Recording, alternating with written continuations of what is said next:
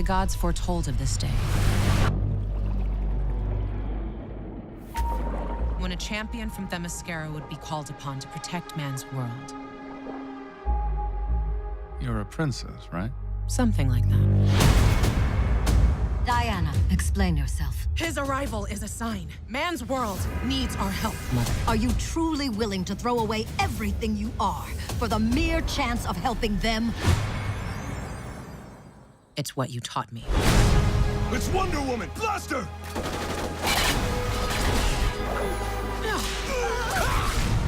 I take it deliberations over. It did not go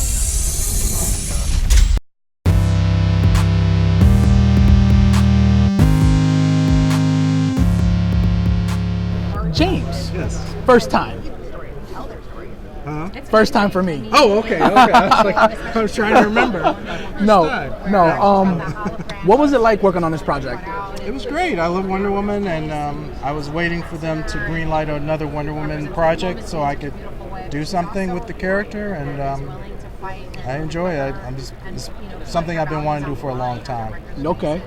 What was your vision for where you wanted to take the character through the arc of this movie? I just wanted to, again, do more world building, because her 2009 movie was an origin movie, and so it dealt a lot with, Themyscira, Greek gods. It was just starting from square one, and I wanted to show more of her life after she comes to man's world and has been there a few years, and what's her life as Diana when she's not Wonder Woman a little bit, and also show her own rogues gallery, her own villains.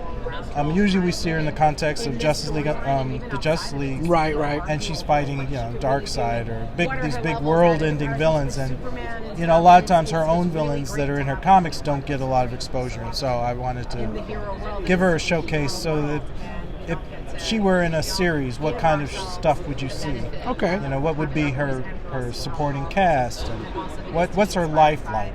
Just to give her more context. Now, in the theme of villains, I guess a general question for you. Why do you think DC or villains in general are usually always doctors? What's the deal with that? Doctors are evil, don't you know?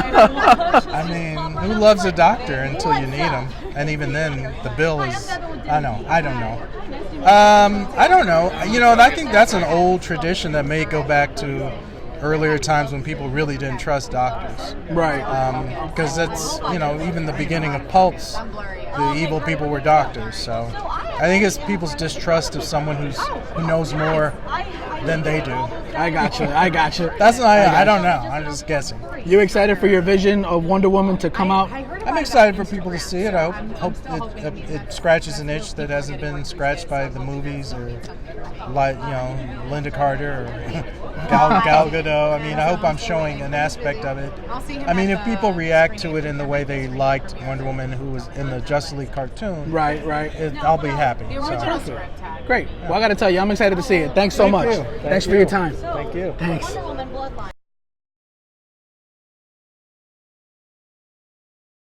So, that was terrible. It's okay, man. You know what? I get so nervous. So the script was you. Yes. What was that like?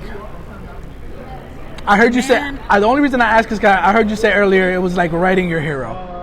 Man, Wonder Woman is my favorite superhero. I cosplayed as Wonder Woman. I still have the bracers in my jewelry collection. I wear them whenever I think I can get away with it. And it's like, it was so much like internal pressure, because like I love this character, but it was also so awesome because it's like now I get to make the whole rest of the world love this character. Like, it's so cool, but just in your head you're like, don't mess it up, you can do this. Yeah, you get to try to make the world see what you see in the character. But you know the one nice thing though, especially about Wonder Woman, is like, because you got to put yourself in your character's mindset, and she's such a good person. Like, she's such a good-hearted, strong person that I would kind of like get up to my keyboard and be like, Wonder Woman would want you to keep going, Mairghread. She would want you to try really hard. And I'd be like, yeah, thanks, Wonder Woman. So talk to me a little bit about the villains. Now, this movie is a movie that's obviously all female-led. Being a man who has 3 daughters, I'm super excited for this because I'm all about girl power and all about kind of teaching my daughters what it's like to be strong in a predominantly male-driven society. So talk to me about your kind of ideas behind the hero and the villains and kind of trying to build a strong female presence. Yeah, well, it's funny, like everyone says it, but it's like, it wasn't intentional that all the villains were female. We wanted to try and bring in the villainy Inc. concept, and so a lot of those are women. Right. And also I wanted to give a chance to show off Wonder Woman's rogues gallery. People have seen Ares, people see a lot of like Wonder Woman versus Zeus and stuff, but I was like, she's got more than just the pantheon. I wanted people to see all these really great, cool villains. Giganta and Cheetah and Dr. Cyber and I wanted to make them all feel unique and special, and so it kind of ended up being a really great sort of pantheon of the good, the bad, and the really awful of the DC women. How does it... Did you put a lot of yourself into the character of Wonder Woman as you were kind of trying to flesh out her world? It's okay to say yes. I put a lot of myself into Dr. Cyber. Villainy! Everyone thinks the writer's the hero, but for me, like, Diana is Diana, Like, I know I wanted to capture her voice. She feels separate from me. Like, I'm always, like, the sarcastic villain off to, like, the side. So, like, that's where I'm lurking. Look, my job is to torment children's heroes for a living. I'm not a good person. That's not necessarily true, because you also get to build stuff up. Yeah, I mean, they come out on top. That's great. But, like, I'm sitting there saying, like, how could I be really mean to Wonder Woman this morning? What is your opinion to the whole don't meet your heroes thing? Well, I mean, if your hero is Wonder Woman, like, you're good. I think the interesting thing about that is when people talk about don't meet your heroes, they're talking about the ideal versus the real and the tension in that. And actually, it's a really interesting thing that we tried to hit on in this movie, because we wanted to really pull through the idea in the live action movie that, Wonder Woman's a person that believes in love. Mm-hmm. She loves people. She wants people to succeed. That can become a real challenge when rubber hits the road. What happens when someone that you love turns into a villain, starts threatening other people, tries to hurt other people? That tension is a powerful thing, and that was something we really wanted to explore, to make our hero human, but to also show how heroic it is to embrace that humanity and to defend it.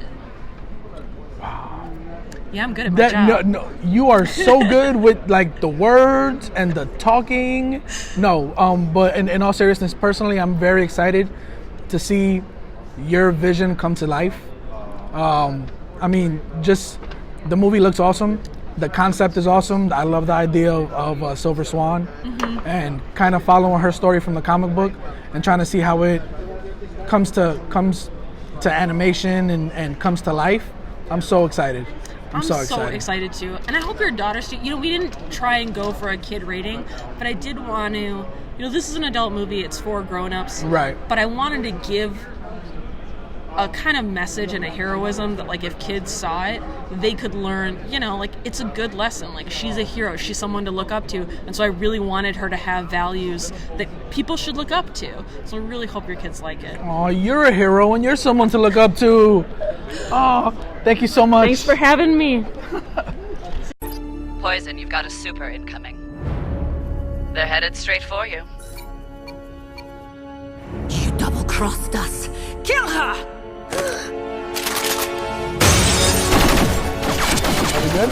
What happens in the nerdy basement Stays does not leave the nerdy basement. There you go. See, I love these ladies. It's a secret. Oh, y'all. my goodness. So, how are you ladies doing tonight? Great. Thank Fantastic. You. Yeah? I got a question that's on everybody's mind. Oh my God, what is that? Why are the villains in DC Comics always doctors? Like, what is happening? I think maybe the idea of being a doctor adds more menace to a person because it implies that they have studied how to be so bad, right? Like that they've gotten either a PhD or a residency in evil. Yeah. And also I feel like any villain that's smart is way more scary than, Absolutely. I mean, not to restate what you're saying, but Although I've but like definitely met some dumb doctors. well, and just dumb villains, but dumb villains, you're like, oh, I'll just drop an anvil on his head and it'll be fine. That's the best way to do it. Right. I but would love if it's that. a doctor, they're going to know about like gravity and smart things, so they're going to be able to like, you know, it's going to write a prescription. Yeah, that'd be great. Like, just fix pull your out your head. prescription pad and just Yeah. No. start jotting away. No. So, yeah, brains. Brains makes a scarier villain for sure. So, voice acting. Any different from, I guess, Hair acting. from hand modeling? No. Is it? Well, I guess I'm asking what goes into it for you guys. Look, it's different because mostly, just technically, you've got a sheet of paper and just your lines highlighted. Right. So that's how. That's not how you work with on camera. That's not like, how you blah work blah with blah. My line. Blah blah yeah, blah. you don't. You work with other people at the same time, right? Right. Super annoying. In live action, and then in voice acting, you're just reading your own lines, not even with another person in the room. So there's a little bit more, I think, that you have to generate on your own. For sure. Voice acting. For sure. I think as somebody who comes from voice acting instead of face acting, for me, I was just saying when I do actually do like on camera stuff, I'm always like, oh, who said that? I'm like, oh, there's another person here with me. Whereas when I'm in the booth, I'm sort of like, I have the scene already in my head. I know sort of the intonation in my mind. I'm reading their lines, but I'm saying it the way that I would say it as the other character, so that I can control the way that I'm reacting to it.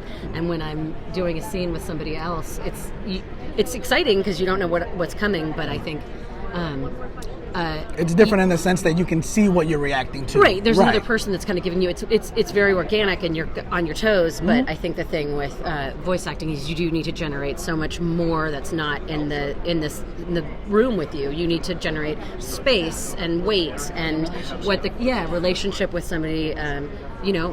Love scenes or talking to someone that you're deeply in love with or that you really really hate. I've had scenes where.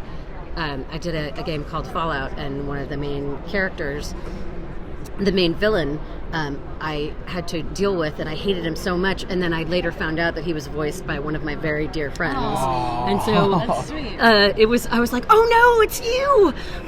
But it was great because I could really drop in whoever I wanted, and you can do that with on-camera acting too. But it's not quite as like in my head. I can drop in somebody, and if in a scene with someone else, you have to kind of place it on them, but not actually place it on them. How do you guys feel about starring in a movie where the protagonist is a strong female character? The best. Amazing. It's the best. More. It's the best. More female villains, more female protagonists, better stories, more clothes. All the time. I don't even know. Less bikini tops. What a movie without a woman as a lead even is. It's not even a movie. It's so much more exciting now, I think, and I come from a video game background, that the stories for women are so much better now than they were 10 years ago. And Everything Wonder is Woman's better been for amazing women. through and through for the most part, but I am super excited that this that female-led stories and female-centric stories are getting such great press, great reactions. I think it's really important for everybody to see that women, and little boys, you know, and little boys, and little absolutely. boys especially, to see that it's great. Women and for people to see that filtering a story through a woman's perspective is just as interesting, if not more interesting, because we haven't seen it so much. And I couldn't agree more. Personally, I'm excited. I'm sure you ladies are excited. I think everyone in the nerdy basement is excited. Exactly. There you go. That's right. Thank you, ladies, so much. I really appreciate your time. If you give me your contact info, I will send you a T-shirt. I would love to have one. Awesome. Thank you. Perfect. Thank you so much. Thank you. Thank you so really much. Nice chatting. Hey guys, we're here with Sam. Tell us a little bit about your view of this Wonder Woman epic that you guys are telling. I think one of the things I have to do, well, I don't know if I have to, but is just to sort of clarify sort of the difference, right? Is this is a Wonder Woman that's in continuity. So the people that have followed along with the the DTVs that James Tucker has done. Right. They're sort of they're already familiar with Rosario Dawson as well. So this is it's almost like a story that took place through different times, but almost like between the movies. Okay. And it's just I think the purpose of this, or the function of this movie, is to sort of set up who this Wonder Woman is in this world. Okay. One of the things that I know James had mentioned specifically when we were having this conversation was that everybody knows, Batman, his rogues gallery as Batman, but also his, the people that are around his life as Bruce Wayne. Same thing with Superman, right? They know his gallery villains, but also who he is as Clark Kent and the things that make him, as a character. What motivates him? What's he about? Right. Wonder Woman is kind of. And it made sense, and maybe I'm putting words in his mouth, but I feel like Wonder Woman doesn't have that, right? It's just kind of like, okay, there's Diana Prince, but nobody really, just Steve Trevor and Shorts in the military. So kind of like one-dimensional. Right. So okay. There's not a lot of, like people around her life. What's she about? What's, this doesn't answer all the questions, but I think James wanted a movie that sort of introduced, no, it's, she has way more villains than just Cheetah. You know what I mean? And so, we're kind of introducing these villains that maybe seem obscure, but they seem to be part of the Wonder Woman mythology. Right. And also, just we're bringing in Etta Candy, and we're spending a lot more time with them, just to kind of set up so that their dynamic in their relationship. I got you. So this is more of a Wonder Woman universe movie, kind of, than it is just about Wonder Woman, because Etta Candy and her Rogues Gallery and Steve Trevor and okay. Yeah. And this is kind of a spoiler too, but they meet the Minotaur too, which is part of her mythology, right? Yeah. Especially in again, I have to be upfront that I hadn't read a Wonder Woman comic in 20 years and stuff like that, but I guess that's part of her new, mythology, right? Yes. Ferdinand, right? Is that his name? So it's a little, I think, divisive. That's kind of what it is. But story-wise, there is an epic element to it. Right. She has to return back the way things come about. She has to go back to Themyscira. Right. And so she has to again sort of see her mother again and deal with her mother. And so there's a really emotional, I've been sort of saying this, but if you cut to the core or the theme of the movie, I think it's really about mothers and daughters. That's awesome. Yeah. So it's like with her, it's her leaving the island and her fight with her mother kind of thing. To sort of become her own woman and chart her own course, right? And so she. Has to deal. She runs into this other family that's helping her adjust, and she sort of mentors their daughter, who has a problem with her mother. It's more of a misunderstanding, and then this thing happens, and then she becomes a villain. Talking about Silver Swan. Silver Swan, right? Again, I'm no. It's totally fine. It's totally fine. And so a lot of it is kind of Wonder Woman. There's a certain kind of this. Guilt that she has, with her mother, but also with what's happened with the Silver Swan. Wow, it's so deep. Yeah, so that's so deep. There's a lot of emotional kind of things that are happening, and Silver Swan blames Wonder Woman for a lot of things, and the way and why she becomes is because of, and so there's a lot of sort of talking to Mairghread Scott, the writer of the one, we were sort of, pounding out this story, right?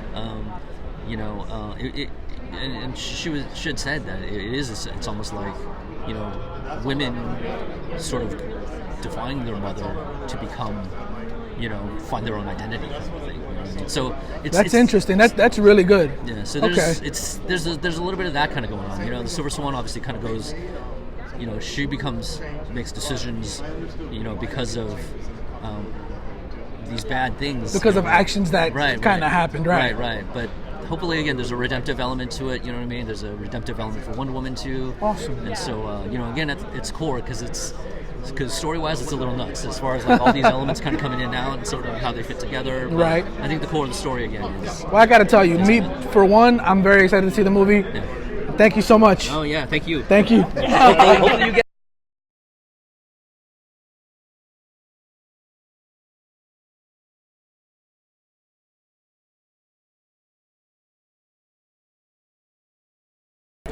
So James, Justin. Oh man, I'm sorry. It's I was all just good, man. I It's was all just good. talking to To James. Yeah. Justin, Yeah. tell me a little bit about your vision and what you saw for Wonder Woman in this movie.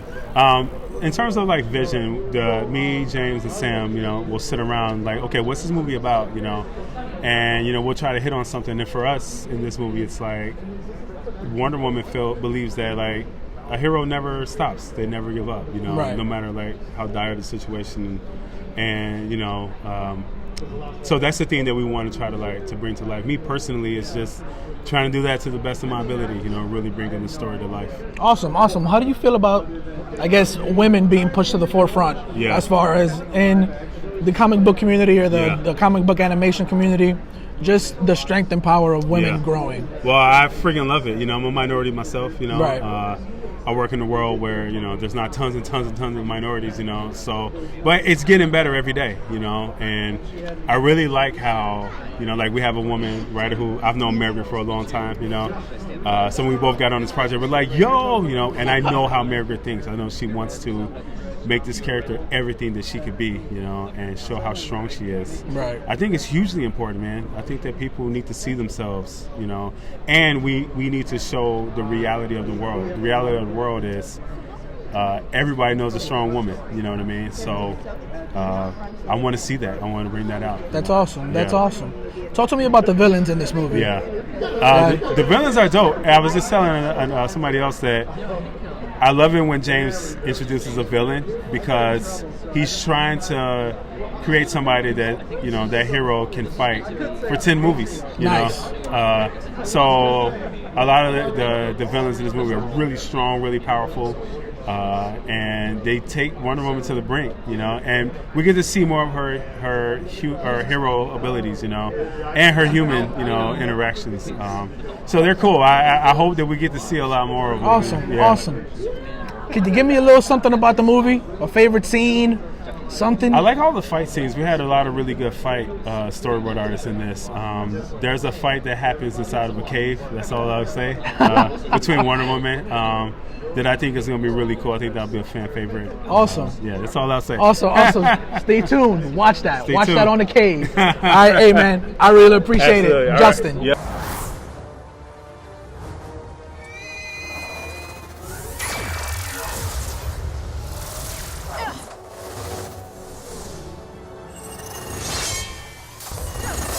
Vanessa, stop! You can still be healed. I am still your friend. Are you really that stupid? This isn't about friendship or family. This is an eye for an eye, Diana. Marie. Yeah, I do not want to mess that up. Your last name. Your last name. I can't. Avgeropoulos? No, close. It's okay. You try. Avgeropoulos. Avgeropoulos. Oh my Yeah. goodness, I'm embarrassed. Don't be. So what's it like being on the cover of the Wonder Woman backdrop? Mind blown. Very surreal. My first animated feature is something as iconic as this, and I can't wait for the fans to see it. It turned out really well. So did you grow up as a fan of Wonder Woman, or? I think everyone has always known who Wonder Woman is, but the fact that I get to be a part of it and be a part of this creative process with such an amazing cast that I'm meeting for the first time today is really incredible. I feel honored. What was it like being on, I guess, being side by side with Wonder Woman, especially growing up?